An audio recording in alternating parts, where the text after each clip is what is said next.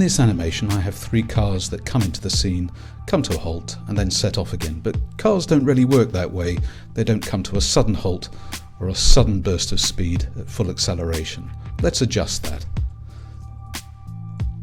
I'm going to select my 3 cars and tap P to reveal their position, and you can see the keyframes where they come in, come to a halt, then set off again.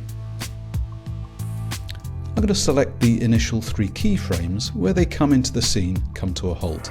I shall select all 3, right click, choose Keyframe Assistant, and then Easy Ease In. This will slow them down upon their arrival. And you can see this if I gradually progress through using my Control key held down or the Command key on the Mac plus my right arrow key, and they come to a more gradual halt.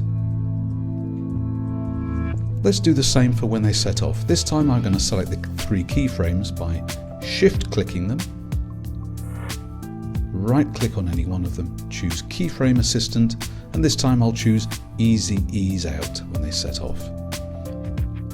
Now if I go back to the beginning and play, you'll see they come to a more gradual halt and then start slowly and accelerate to full speed when they leave.